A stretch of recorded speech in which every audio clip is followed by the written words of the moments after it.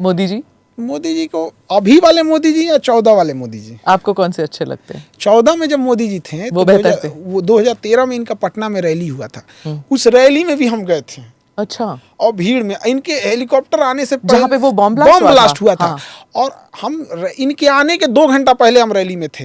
हाँ। मत पूछिए, बम ब्लास्ट हो रहा था ना तो हम लोग और ताली बजा रहे थे, हम लोग को लग रहा था कोई पटाखे छोड़ रहा है। इतनी भीड़ थी कि बम ब्लास्ट हो रहा था तो माइक पे जो एंकर था वो कह रहा था आप खुशियों में पटाखे ना छोड़ें। उसे भी कंफ्यूजन था कि किसी ने पटाखे फोड़े हैं। अब बम ब्लास्ट हो रहा है, धुआं हम लोग को दिख रहा है, ये है यहाँ पे, पता ही नहीं चला। वहाँ पता चल जाता कि बम ब्लास्ट है तो भगदड़ हो जाता। वो रैली खत्म हो गई, अगले दिन अखबार में जब पता चला कि बम फटा था तब हम लोग को लगे रे भाई वो पटाखा नहीं था, बम था। वो गए थे हम लोग, वो जुनून वो जुनून देखने गए थे। हम लोग को लगा था कि पेट्रोल सस्ता होगा, दाल सस्ती होगी, एजुकेशन से जीएसटी हटाया जाएगा, अच्छे दिन 2 करोड़ रोजगार मिलेगा, गंगा नदी साफ हो जाएगी, 100 स्मार्ट सिटी बन जाएगा, स्टार्टअप इंडिया हो जाएगा, ये हो जाएगा।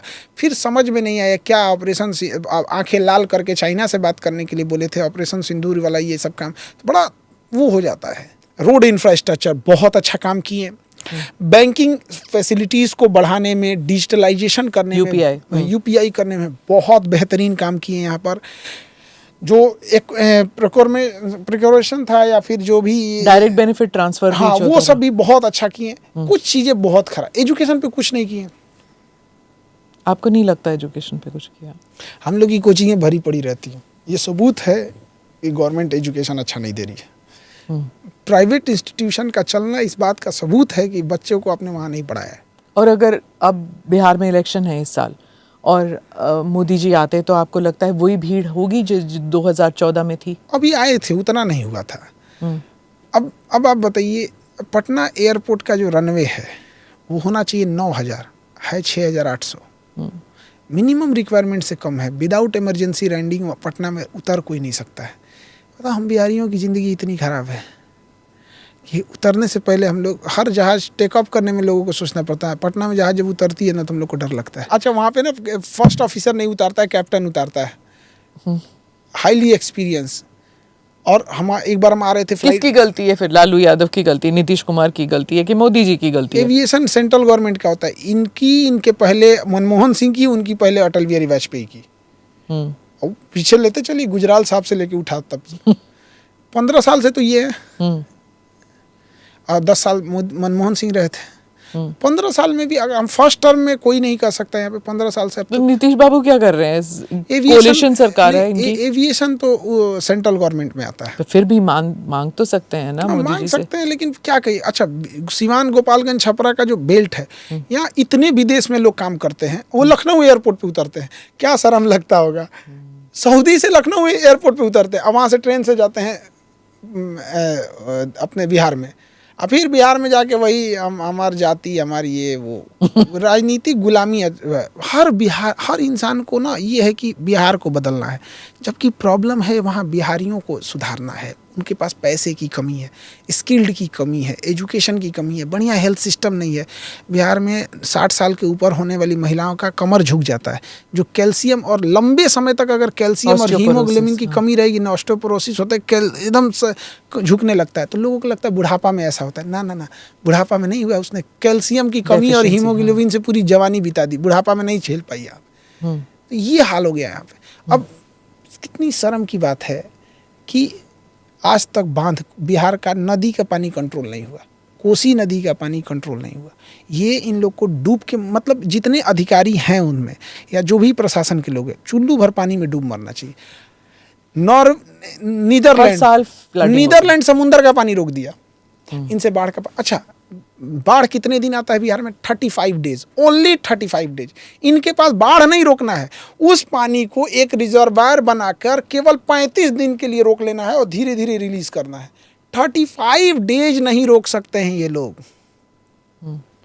और 10 किलोमीटर तक आपको ना वहाँ दिखेगा नहीं, 10 किलोमीटर दाहिने, 10 किलोमीटर बाएं, इतना 20 किलोमीटर तक बाढ़ आएगा ना तो लगेगा समंदर के बीच में खड़े हैं। कुछ नहीं हो सकता है, इनसे नहीं संभल रहा है। और बांध कहाँ बनना चाहिए? नेपाल में। नेपाल में बांध बिहार सरकार तो बनाएगी नहीं, ये हमारे मोदी जी बनाएंगे। आज तक बात नहीं की है कि हमको नेपाल में बांध बनाना है। 4 बांध वहाँ मजबूत, क्योंकि नेपाल में बांध बना है, उसकी कैपेसिटी नहीं है रोक पाने की। बांध बना दीजिए, बिजली बनाइए, उस बिजली को नेपाल को दे दीजिए, जो बचे उस बिजली को आप खरीद लीजिए। प्रोग्राम तो है ना, मतलब प्लान्स तो बने थे कि हाइड्रो इलेक्ट्रिसिटी वगैरह करेंगे, लेकिन होता नहीं है। आई अंडरस्टैंड दैट, लेकिन किसकी गलती है? लोगों की भी तो गलती है कि अपने नेताओं से मांगते नहीं है ये सब। हाँ, ये तो बिहार के उस एरिया के सीमांचल के लोगों को भी कहते हैं यहाँ पे। अच्छा, एक और चीज़ है कि हेलीकॉप्टर से चढ़ के बाढ़ का मुआयना करते हैं ये लोग। तो हेलीकॉप्टर से जब चढ़ के आप बाढ़ का मुआयना करेंगे तो इन्हें पता है कि हेलीकॉप्टर में तो कोई गरीब आदमी बैठ नहीं पाएगा, हेलीकॉप्टर से कुछ नहीं दिखता है।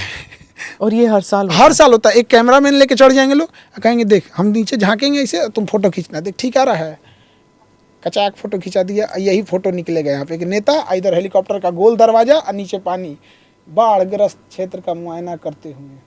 और बाबू जगजीवन राम के टाइम से ये देखते हैं। आप फोटो का एंगल भी नहीं चेंज करते हैं सब। पर फिर किसकी, जैसे हम कहते हैं ना कि पाकिस्तानियों की गलती भी है कि पाकिस्तान की लीडरशिप ऐसी है, तो बिहार की भी गलती है। अगर आप अपने लीडर्स नहीं निकालेंगे, लोग नहीं होंगे, तो फिर क्या करेंगे? वही देखिए, बिहार को नेताओं ने एक चीज़ को समझ लिया कि इन लोगों ने देखा ना कि बिहारी जो है ना महत्वाकांक्षी व्यक्ति होता है, पढ़ा लिखा, अगर पढ़ लिख लेगा तो अपना अधिकार मांगने लगेगा। तो इन्होंने सोचा कि जैसे अगर मूंगफली बेचना है तो आप ट्रेन के एसी डिब्बे में नहीं बेच सकती हैं, लेकिन अगर आपको मूंगफली ही बेचना है तो आपको जनरल डिब्बा में जाना पड़ेगा, ट्रेन के जनरल डिब्बा में बैठ के जाना पड़ेगा। वहाँ पे आपको चना मसाला बेच सकती हैं, वो एसी वाला वो अंग्रेजी न्यूज़पेपर लेके बैठा हुआ है। तो इन्होंने क्या किया ना, बिहार को जनरल डिब्बा बना दिया पूरे। इतनी बेसिक सुविधाओं का अभाव कर दिया कि वहाँ जिंदा रहने को विकास समझते हैं लोग। मतलब सड़कें 2 लेन है, मतलब उसी पे सड़क पे आना है, उसी पे जाना है, लेकिन अगर चिकना है ना तो कहते हैं बड़ा बढ़िया सड़क बनल है। अब जहाँ 100 किलोमीटर चलने में 1 घंटा से ज़्यादा समय लग जाए, वो जगह कभी डेवलप नहीं हो सकता है, वो स्टेट कभी डेवलप नहीं हो सकता। सारे आईएएस ऑफिसर आप जॉइंट सेक्रेटरी से ले लीजिए, सारे joint secretary, additional secretary, secretary government of India, सारे बिहार से आते हैं। मैम, ये आईएएस जो होते हैं लोग ना, ये आईएएस देश नहीं बदल सकते हैं, ये एक वेल एग्जीक्यूटर होते हैं। इन्हें कोई काम दे दीजिए, वो काम कर देंगे यहाँ पे। लेकिन अगर आप इनसे नया चीज़ कुछ करने की उम्मीद कर रही हैं तो बहुत मतलब ये तो फिर तो वही हाल हो गया कि आप रेगिस्तान में पानी खोज रही हैं। इन नया आइडियाज़ नहीं दे सकते हैं। होमी जहांगीर भाभा आईएएस नहीं थे, परमाणु बम बनाए थे। सतीश धवन और विक्रम साराभाई अंतरिक्ष प्रोग्राम किए, आईएएस नहीं थे। एपीजे अब्दुल कलाम परमाणु बम मिसाइल बनाए, आईएएस नहीं थे। एस स्वामीनाथन हरित क्रांति चालू किए, आईएएस नहीं थे। वर्गीश कुरियन आईएएस नहीं थे। कोई बड़ा काम बताइए जो आईएएस ने किया हो। एक देश चलाते हैं लोग, कहते हैं धक्का मारना और लीड करना अंतर होता है। देश को धक्का मारते हैं ये लोग, किसका ट्रांसफ़र करना है, किसको क्या करना है, क्या करना है, बस एग्जीक्यूटर होते हैं। ये एग्जीक्यूट करना है कि इस आदमी को उठा के लाना है, उठा के लेके चलाएंगे। 5 तो फर्जी मुकदमा लाद दे इसको। एग्जीक्यूट करने के लिए आप इनको दीजिए, एग्जीक्यूट कर देंगे।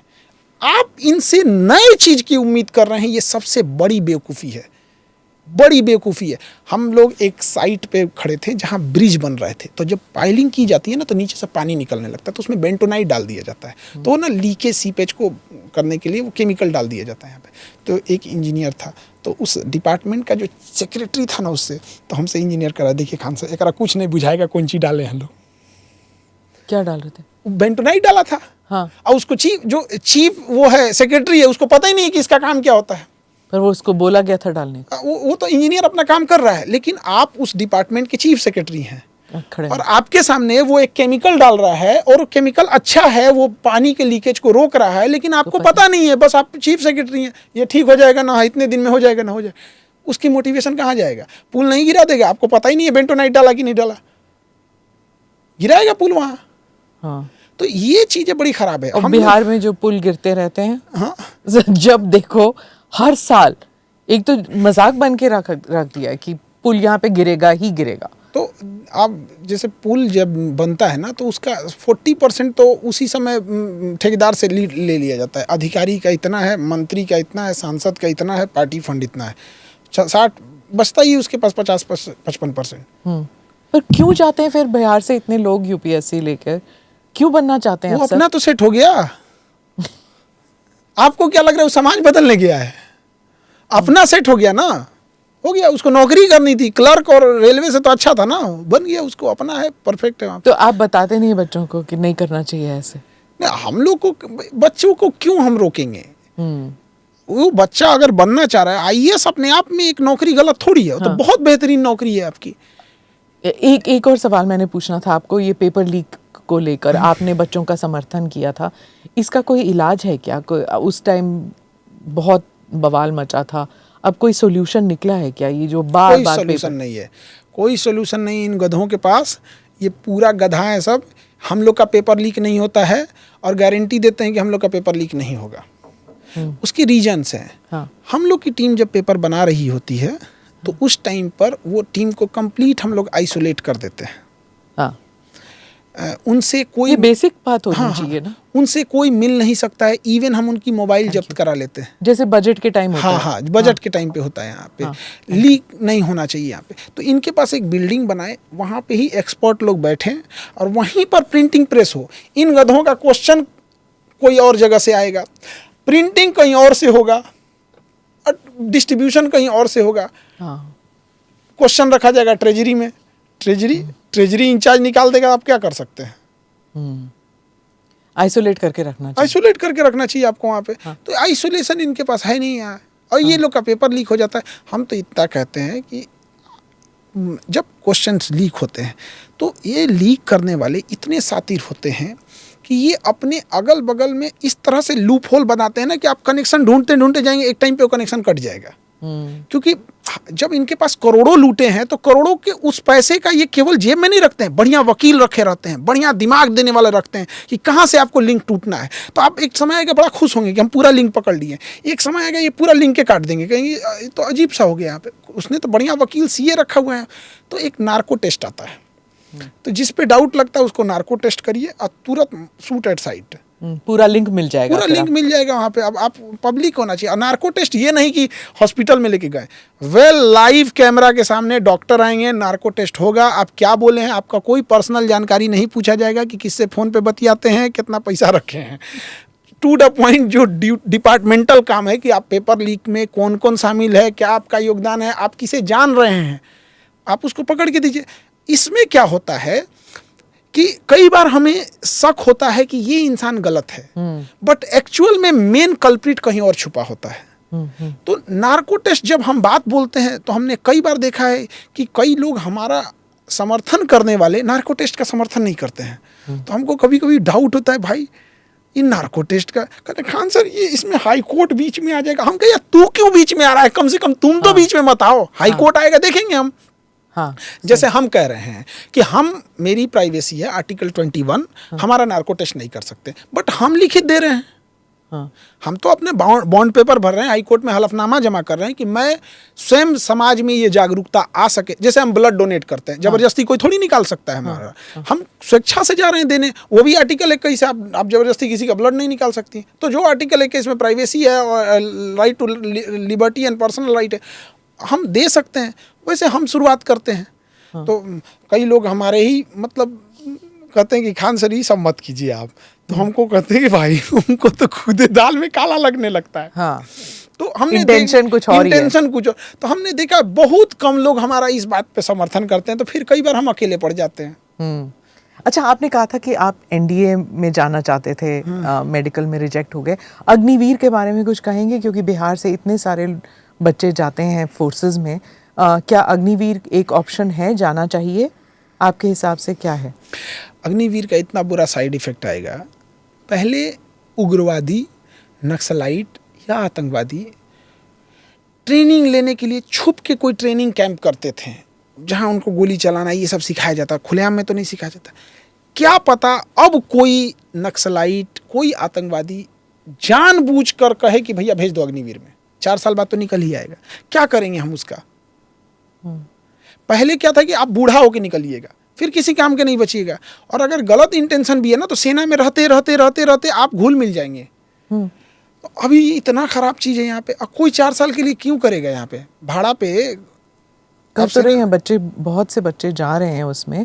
हाँ, उनको मतलब एक गारंटी नहीं है नौकरी की, जैसे एनडीए या आईएमए या जो भी वहाँ से, लेकिन अग्निवीर में तो जा रहे हैं। और ज़्यादातर लोग फोर्सेस में अब्जॉर्ब कर लेंगे या फिर पैरामिलिट्री में अब्जॉर्ब कर लेंगे, इंडस्ट्रियल सिक्योरिटी में हो जाएगा। नहीं मैम, एक वेल आर्म सोल्जर को आप सिविलियन के बीच में कैसे एकोमोडेट कर पाइएगा? जब वो नॉर्मल छुट्टी पे आएगा, समाज में देखेगा, तो वो अलग लेवल का रहेगा। वो तो इसका पॉजिटिव चीज़ें कुछ है, लेकिन जब ये निगेटिव हाथ से कंट्रोल से बाहर जाएगा ना तो बहुत मुश्किल हो जाएगा। ऑपरेशन ब्लू स्टार में क्या हुआ था, सबसे बड़ा प्रॉब्लम क्या था, उनका कमांडर आर्मी के थे, संभालना बड़ा मुश्किल हो गया था। तो ये चीज़ें को इन लोग को समझ में नहीं आ रहा है, पता नहीं क्या कर रहे हैं। अच्छा, एक सवाल तो हमेशा आपसे पूछा जाता है, तो मैं भी पूछ ही लेती हूँ कि आप पॉलिटिक्स में जाना चाहेंगे कभी? हाँ, देखिए पॉलिटिक्स में एक चीज़ की सबसे बड़ी खराबी क्या होती है ना, स्ट्रेट फॉरवर्ड इंसान को पॉलिटिक्स में लोग पसंद नहीं करते हैं। तो हमारे जैसे लोगों को लोग पॉलिटिक्स में पसंद ना करें। तो हम लोग पढ़ा रहे हैं, पढ़ाने में ही खुश हैं, जो रिस्पेक्ट है, जो सब कुछ है यहाँ पे। पॉलिटिक्स में हम एक चीज़ देखें ना कि लोगों को भी ना उसी टाइप का नेता पसंद है।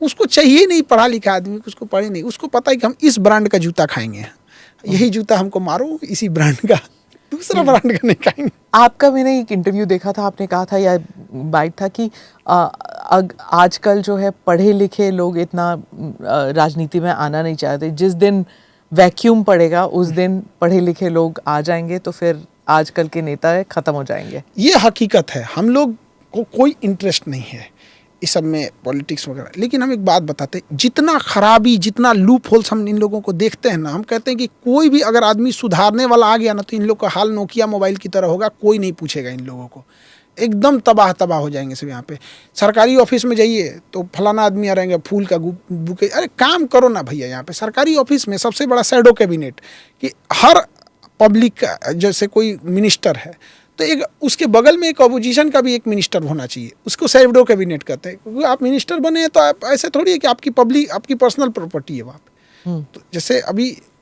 किसी भी स्टेट में तो उसको शैडो कैबिनेट कहा जाता है। पब्लिक अकाउंटेबिलिटी एकदम नहीं है। हमारे मोहल्ले में नाली बन के जाएगा, कोई इंजीनियर आके कह देगा अच्छा बना है, हम कह रहे हैं खराब बना है, मतलब हम किसी काम के नहीं हैं। जिस एरिया में सड़कें बन रही हैं उस एरिया का कम से कम 20% लोग, कम से कम एक फिक्स होना चाहिए। नाली बने तो 100 लोग, सड़क बने तो 500 लोग, इतने लोग हलफनामा के उसमें लिखें कि हाँ मेरे सामने इतना मसाला कब मिलाया गया। पब्लिक ऑडिटिंग पे छोड़ दीजिए, पब्लिक मार के इन लोग का हालत ख़राब कर देगी, क्योंकि फिर पब्लिक फंसेगी। अगर आपने लिखा है कि इतना मसाला का यूज़ हुआ है, फिर पब्लिक फंसेगी। अब पब्लिक करप्शन नहीं चाहती, उसको पता है, गांव का आदमी चाहता है कि हमारे यहाँ सड़क, इवन की जब नालियाँ बनती है ना तो गांव का आदमी कहता है हमारे दुआरिया पे तो ठीक कर दीजिएगा। वो पब्लिक को हम लोग ने साइड कर रखा है।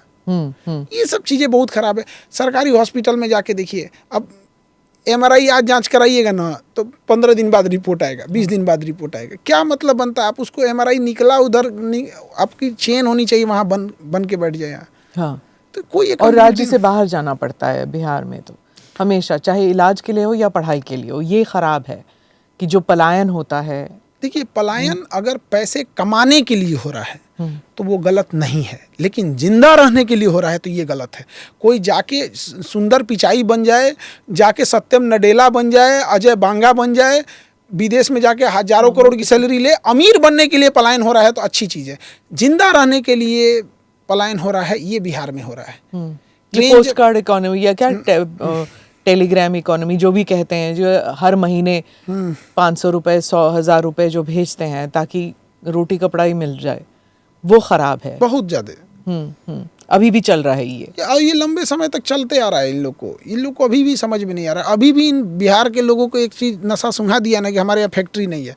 जिस दिन बिहारियों को ये समझ में आ जाएगा भैया फैक्ट्री नहीं, पूंजी की कमी है, हमको पूंजी दो, कैपिटलाइजेशन दो। अगर किसी को मान के चलिए उसे बिना नॉलेज का पूंजी भी देंगे तो बर्बाद कर देगा। कोई निकला मछली पालना है, उसको यही नहीं पता है कि मछली के लिए जो तालाब बनाए जाते हैं उसका साइड का एरिया खड़ा होना चाहिए, तिरछा ढाल होना चाहिए। 4 फीट का तालाब है तो 3 फीट पानी रखेंगे कि 2.5 फीट पानी, उसको नॉलेज ही नहीं है। यहाँ पे उसको ट्रैप लगाएंगे कि नहीं, चूना कब डालना है, ना खाना मछली का कब देना है, उसमें एरिएटर चलाना, नॉलेज ही नहीं है। तो ये भी बहुत ख़राब चीज़, क्योंकि डूबेगा, और डूबेगा तो 10 आदमी का मनोबल डूबेगा।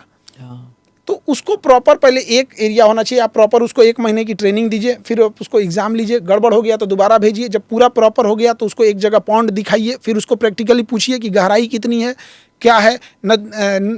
आपके तालाब में किसी ने जहर फेंक दिया, मछली को बचाने के लिए एट ए टाइम क्या कीजिएगा। तो ये सब चीज़ें होनी चाहिए उसको। अगर वो सीख गया तो उसको आप स्किल दे दीजिए, यहाँ पे हो गया काम खत्म। और उसमें भी प्रॉपर होना चाहिए कि हाँ इतने पैसे हम आपको तालाब बनाने के लिए देंगे, इतना पैसा हम आपको मछली खरीदने के लिए देंगे। तो एक सिंपल सी बात बता रहे हैं कि हम केवल ऐसा नहीं करें केवल मछली। कोई ब्रेड बनाना चाहता है तो हम उसको लोन के रूप में वो मशीन दे सकते हैं, ये वाली मशीन लो, मिसयूज़ नहीं करेगा उसको, नहीं तो पैसा लेके ना वो घर बनवा लेगा।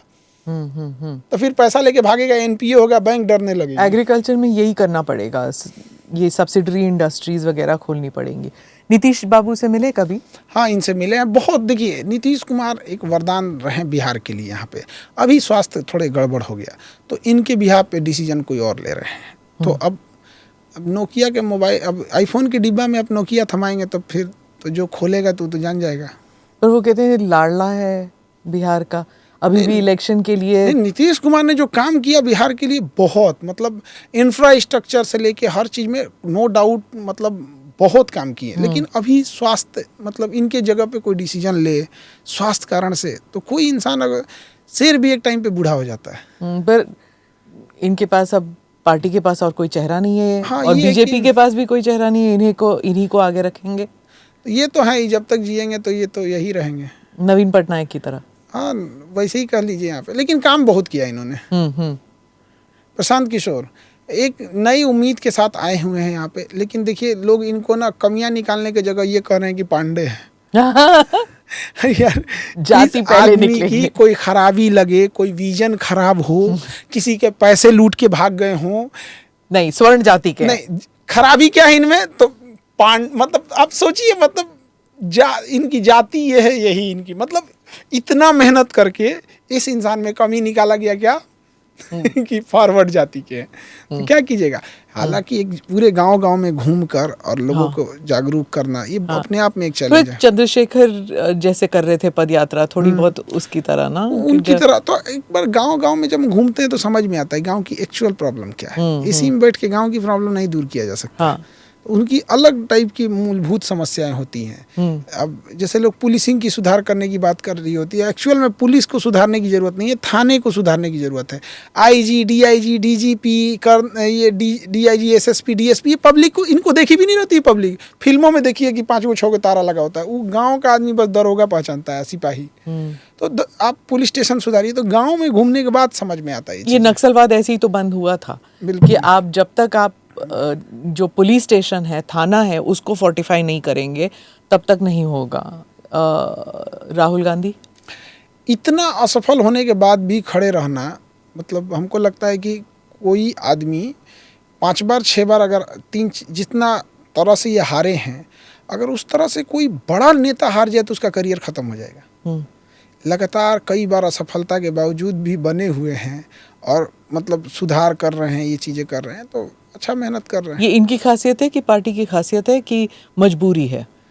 अब कुछ भी कह सकती है, क्योंकि फिर एक ये होता है ना कि कई बार देखा गया है ना कि जो ये मजबूरी में भी कई बार क्या होता है ना कि डायनेस्टी चलती रहती है। क्योंकि फिर हम अगर चेंज करते हैं तो पार्टी ही टूटने का डर हो जाता है। तो एक ये भी हो जाता है। हालांकि पार्टी में तो अभी अध्यक्ष पद तो इनके पास है नहीं। क्या फर्क पड़ता है? क्या ही फर्क पड़ता है। हाँ, तेजस्वी यादव, देखिए, लालू यादव जी को जो समाज में जो राज मिला था, उसमें एक सबसे बड़ी खराबी क्या थी ना कि एक जो बैकवर्ड और फॉरवर्ड का जो गैप था, वो डरावनी स्थिति में चला गया था। कि अगर कोई ऊंचे जात का आदमी है, अगर गुंडाई कर रहा है तो बाहुबली है। गुंडा तब है वो जो छोटी जाति का है। अभी भी ये बिहार में है कि आप गुंडा तभी हैं जब आप थोड़ा सा बैकवर्ड हैं। अदरवाइज में आप बाहुबली कहलाएंगे, फायर ब्रांड कहलाएंगे, ये कहलाएंगे, वो कहलाएंगे, माफिया का, खूब से खूब माफिया कहलाएंगे, गुंडा अपराधी नहीं कहलाएंगे। तो वहाँ पर वो जो गैप लगा और उसके बाद जो क्राइम हुआ, तो ये अपनी छवि उसको निकाल के, क्योंकि क्रिमिनल्स और इस बैकग्राउंड, वो तो लालू यादव ने किया। हाँ। इनके में वो चीज़ें नहीं, ये साइड हो गए। और सबसे अच्छी चीज़ क्या लगती है कि जो बात ज़रूरत की है, जैसे रोजगार की है तो रोजगार की बात करते हैं, महंगाई की है तो महंगाई की बात करते हैं, तो जो रियल मुद्दे हैं उसकी बात करते हैं। और यही एक आदमी को चाहिए, एक महंगाई कंट्रोल रहे, लोगों को रोजगार मिले। अब जहाँ बिजनेस नहीं है बिहार में, वहाँ लोगों को रोजगार ही चाहिए। एक रोजगार अगर घर में एक मिल जाता है तो एक पूरा परिवार खींच ले जाता है। तो रोजगार की बात कर, लालू यादव ने सही किया कि तेजस्वी को आगे किया और तेज प्रताप को साइडलाइन किया। अब ये तो अपने अपनी योग्यता पे डिपेंड करता है। हाँ, तेज प्रताप में तो अब जो जहाँ लेके जाए। अब चूंकि पॉलिटिक्स में हम लोग को उतना ज़्यादा पठन से ही नहीं मिलता है यहाँ पे, लेकिन यह है कि पॉलिटिक्स में पब्लिक किसको ज़्यादा प्रेफर कर रही है, इस पे भी तो डिपेंड करता है। गवर्नर साहब के लिए वो आए थे आपसे मिलने? हाँ, हाँ। गवर्नर सर हम लोग के तो बिहार के बहुत इंटेलेक्चुअल गवर्नर आए हैं और उनको हर चीज़ मतलब हर आप कोई किताब बताइएगा तो बताएंगे हाँ इसमें ये चीज़ें हाँ। अच्छी हैं आप मतलब उनको किताब गिफ्ट देना था। हम परेशान हो गए थे कौन सी किताब दे, क्योंकि ज़्यादातर किताबें हम पता थी कि ये पढ़ चुके होंगे, क्योंकि अच्छी किताबें लिमिटेड हैं और ज़्यादातर वो पढ़ चुके हैं, तो उनको गिफ्ट देना बड़ा टफ हो जाता है। क्या कहा उन्होंने जब आपके यहाँ आए? वो ईद पे आए थे ना? हाँ, ऐसे वो बड़ा लेक्चर लेने आएंगे हमारे यहाँ बच्चों के लिए यहाँ पे, तो मेरा तो सौभाग्य होगा कि यहाँ आए और वो उन्होंने अच्छा बताया कि हम हैंडीकैप बच्चों से पैसे नहीं लेते हैं। उन्होंने कहा कि इस चीज़ को और आगे रखना है। और अभी हम लोग की इस बात पे बात चल रही थी कि यूनिवर्सिटीज़ जो हैं वो थोड़ी सी टाइमली हो जाए, तो इसको लिए कैसे वर्क करना है।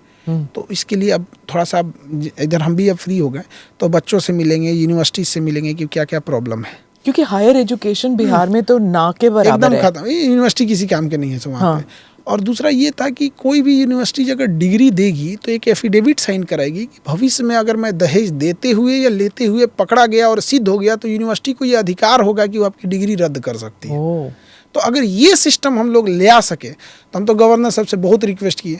और फिर एक और हमारा अपना ओपिनियन है कि जो दहेज में गाड़ियां दी जाती हैं उसका नंबर प्लेट पिंक कलर का होना चाहिए ताकि समझ में आए कि इसके बाप का नहीं है ये। जैसे येलो प्लेट है तो समझ में आए भाड़ा की गाड़ी लेके आया तुम्हारा नहीं है, वाइट नंबर प्लेट लेके आया भैया तुम्हारी गाड़ी है, तुम ठीक ठाक आदमी हो, भाड़ा वाला नहीं लेके आए हो। पिंक नंबर प्लेट रहे तो उड़ो ताकि समझ में आए, तो समाज में वो जाए। हाँ। नालंदा यूनिवर्सिटी आप गए हैं कभी? कुछ तो अब तो खंडहर हो गया, नया जो बना है वो हाँ। अभी पुराना पुराने के बारे में नहीं करेंगे, अभी जो बना है। अब बच्चे जाते नहीं है वहाँ पढ़ने के लिए, हायर एजुकेशन के लिए नालंदा। अगेन वही बात है कि बच्चे एजुकेशन की ओर कहाँ जाएंगे, एट द लास्ट उनको अपनी फैमिली को पालना पोसना है, उसके लिए पैसे की जरूरत रहती है। PhD वगैरह के लिए तो पीएचडी करने के लिए जाएंगे या फिर लिटरेचर वगैरह का कुछ पार्ट है वहाँ पे, हाँ। उसके लिए जाएंगे वहाँ पे। लेकिन सारी ऐसे स्किल्ड वाली तो कोई क्लासेज वहाँ है नहीं, वहाँ है नहीं। हाँ, जॉब ओरिएंटेड नहीं, जॉब ओरिएंटेड नहीं है। विकास दिव्यकृति अच्छे टीचर हैं और बढ़िया बड़ा शालीनता से किसी चीज़ को रखते हैं, और हम लोग में है कि एग्रेसिव रखते हैं। हाँ, अलग ही स्टाइल है आप दोनों का एकदम, मतलब हम ज़्यादा एग्रेसिव रख देते हैं, ये कितना भी गुस्से में रहें तो एकदम आराम से बोलते हैं। हाँ, पर वो ही इज ऑल्सो पीसनिक ना, वो जो कह रहे थे ऑपरेशन सिंदूर को लेके कि हाँ इतना जानना चाहिए आगे नहीं, वो भी ऐसे ही कह रहे थे। Next we have Yogi Adityanath. Operation Sindoor के समय इनको होना चाहिए था, बुलडोजर लेके जाते। मतलब एक चीज हमें ठीक लगता है कि ये करेंगे तो करेंगे। विकास दुबे चुपचाप सरेंडर किए थे कि हमारा कुछ नहीं होगा यहाँ पे, ये नौटंकी की हो तो नौटंकी की तरह, राक्षस हो तो राक्षस की तरह मारेंगे, ये चीज़ सही लगता है। स्टेट वो बोले ना कि मछली की आंख नहीं पूरा मछली उड़ाएंगे हम ये वही वाला आदमी है यहाँ। तो ये चीज़ें सही लगती है। देखिए एक अपराधी को अपराधी की तरह ट्रीट कीजिए, वो उसके लिए कोई सिंपैथी नहीं होनी चाहिए, समाज को या किसी को भी कोई सिंपैथी नहीं होनी चाहिए। ह्यूमन राइट्स वाले आ जाएंगे पीछे, फिर ह्यूमन राइट्स वाले खुद ही ह्यूमन हैं, तब उनको जब उनके ऊपर कुछ पड़ेगा। देखिए ये चीज़ें नहीं, आप किसी ह्यूमन राइट्स वालों को समझना चाहिए कि ह्यूमन राइट्स मतलब होना चाहिए कि एक ऐसा ह्यूमन राइट्स में भी होना चाहिए कि ये अपराध कोई कर दे तो उसमें ह्यूमन राइट नहीं होना चाहिए। अब किसी लड़की के ऊपर आप एसिड फेंक दीजिए, अब ह्यूमन राइट्स वाला का ये भी तो एक इंसान है। तो एक ह्यूमन राइट्स में एक क्राइटेरिया होनी चाहिए कि ये rarest of the rare matter है, आप ह्यूमन राइट भी इंटरफेयर नहीं कर सकते। पर योगी जी के बारे में ये भी कहा जाता है कि वो कट्टर हैं, धर्मनिरपेक्षता जो है वो। चुनाव जीतने के लिए सबकी अलग अलग स्ट्रेटजी होती है। अब आप बताइए कि कोई शाकाहारी है, कोई मांसाहारी है, सबका अपना अपना होता है। उसी तरह कोई चुनाव जीतने के लिए, अब हमारे यहाँ बिहार में तेजस्वी यादव का है कि हम रोजगार देते हैं, तो अपना है, उनको वहीं से होता है। नीतीश कुमार कहते हैं कि हमने सुशासन लाया, हमने सड़क लाया। इनका है कि भैया हम अपना एक धारा लेके चलेंगे, हाँ। रुतबा लेके चलेंगे और टसन रहेगा हमारा। तो इनको चुनाव जीतने के लिए वो है यहाँ पे, वो तो चुनाव जीतने का इनका मॉडल है। दूसरा क्या चीज का मतलब, एक चुनाव जीतने के लिए कोर कैडर वोटर चाहिए ना, तो करेंगे ही। खान सर, दो चीजें रह गई हैं, जातिगत जनगणना और कास्ट सेंसस जातिगत जनगणना। इस पर आप क्या कहेंगे कि होना चाहिए, नहीं होना चाहिए? अब तो सरकार भी कह रही है, बीजेपी भी कह रही है कि होना चाहिए। अब तो प्रधानमंत्री कह दिए तो होना चाहिए। एक चीज हमें नहीं समझ में आती, जब जाति है तो जातिगत जनगणना कैसे गलत है? अजीब सी बात है, आप जाति ही खत्म कर दो। हम तो कहते हैं कि लोग अपने मन से जो टाइटल लगाना है लगा दे, धीरे से अपने से जाति खत्म हो जाएगी। वो फिक्स है ना कि ये जाति वाला ये लगाएगा। तो हम तो कहते हैं, मतलब हम अपनी बात बताते हैं, अगर कोई हमें मेरी जाति को लेके सताता कि भाई तुम नीचे जाति की हो, तो हम क्या करते हैं, हम अपने नाम के आगे वही वाला जाति का टाइटल लगा देते थे जो सबसे बड़ी जाति के पास था। और ऐसी संख्या बहुत ज़्यादा होती है, अगर ये करोड़ों में होने जाए और हम एक शहर से दूसरे शहर में जाते हैं तो हमारा ओरिजिनल गांव वाला जानता है कि ये नहीं है, बट अगर हम दिल्ली आ जाएं, कलकत्ता चल जाए तो वो तो नहीं जान रहा है। धीरे धीरे यही नहीं समझ में आएगा कि ओरिजिनल वाला कौन है, डुप्लीकेट वाला कौन है, तो फिर तो छोड़ना पड़ेगा यहाँ पे। जैसे जब मैं ट्रिनिडाड टोबैगो गई थी तो वहाँ पे बासुदेव पांडे जो हैं वो प्रधानमंत्री थे उस वक्त। तो मैंने कहा कि अच्छा ये पांडे हैं तो उच्च जाति के होंगे। तब मुझे पता लगा कि वहाँ पर जो बिहारी इंडेंचर्ड लेबर गए थे, जब वहां पहुंचे उन्होंने जो सरनेम लेना चाहा वो ले लिया। बहुत अच्छा हमने ले लिया। यही हम भी कहते हैं कि भाई जब तुम्हें तुम्हारा वही लेके बोल रहा है, तुम चेंज कर डालो यार। हाँ, हमको तो लोग कंफ्यूजन में रहते हैं कि कौन जाति धर्म से है, ये सब कुछ है। कोई मेरा धर्म इंडियन है, हम खुश हैं इस चीज में। हम क्या धर्म सबसे बड़ा चीज होता है इंसानियत। राष्ट्र, हम एक देश लेके क्या करेंगे अगर हमारा इंसानियत ही मर जाए? हिंदुस्तान एक ज़मीन का टुकड़ा नहीं है, यहाँ देवताओं, ऋषि मुनि जो हमारे पूर्वज थे उनके अंदर इंसानियत थी। सबसे सर्वोपरि होती इंसानियत, फिर राष्ट्र आता है। क्योंकि इंसानियत बिना आप राष्ट्र की कल्पना करेंगे तो पाकिस्तान आएगा दिमाग में। राष्ट्र तो पाकिस्तान भी है, इंसानियत नहीं है वहाँ। इराक भी है, सीरिया भी है। तो ये सब चीज़ें हैं, वो ज़रूरी है। अब सब पार्टियां आ जाएंगी ना लाइन पे कि सब कहेंगे कि कास्ट सेंसस होना चाहिए।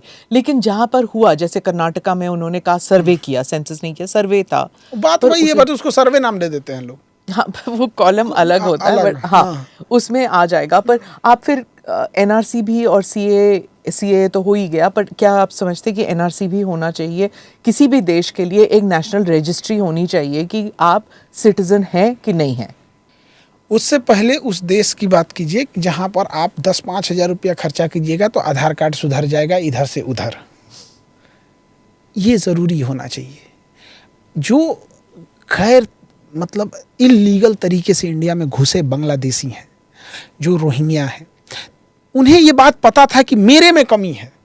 वो क्या किए, कहीं ना कहीं से अकाउंट कुछ कहीं से खुलवा लिए, उसके बिहाफ पे वो क्या कर लिए, अपना कुछ आधार सुधरवा लिए। अब एक बार आधार सुधर गया तो उसके लूप होल से ड्राइविंग लाइसेंस से ये करते करते सब बनवा लिए। वो ज़्यादा एक्टिव हैं। जो ओरिजिनल इंडियन है उसको टेंशन ही नहीं है, फंस ना जाए ये डर इस बात का है। आज म्यांमार में सड़कों पे टैंक चल रहा है, एक म्यांमार वाला घुस के दिखा दे, नहीं घुस सकता है यहाँ पे। और वहीं आपका करोड़ों घुस गए, सब बांग्लादेशी करोड़ों घुस गए, कहाँ ले जाएंगे इन सबको? तो कम से कम बांग्लादेश में चिकन ने एरिया कब्जा करके वहीं बसा दे, फेंसिंग मार दे, स्वतंत्र देश घोषित कर दे, खत्म कहानी। कुछ तो कुछ करेंगे ना। हाँ, तो पहले जो इंटरनल प्रॉब्लम्स है उन्हें सुलझाना पड़ेगा। ये एनआरसी के मैम, वो एनआरसी सीए एकदम ज़रूरी है, बट अगेन हम बता रहे हैं कि यहाँ पर आप कुछ भी पैसा दे के कोई डॉक्यूमेंट बना सकते हैं।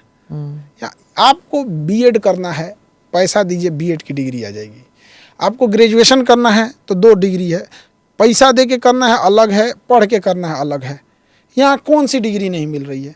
तो ऐसा लगता है कि जैसे एनआरसी वहाँ पे सर्वरे हैक कर देगा वहाँ से।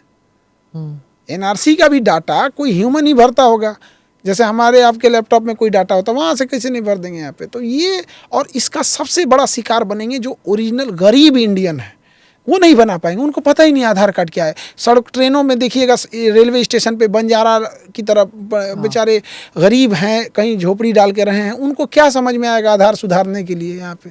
और अच्छा, वो बेचारे दिल के साफ है, उनको पता ही नहीं है एनआरसी क्या है। दिक्कत भी तो हो रही है। हाँ। जैसे बिहार में लैंड रिकॉर्ड सब कंप्यूटराइज होना है। हाँ। पेपर नहीं है किसी के पास, पता ही नहीं कि दादा ने किसको जमीन दे दी, पेपर नहीं है, क्या करेंगे? पर करना तो पड़ेगा ना, कभी तो कंप्यूटराइज करना पड़ेगा सब कुछ।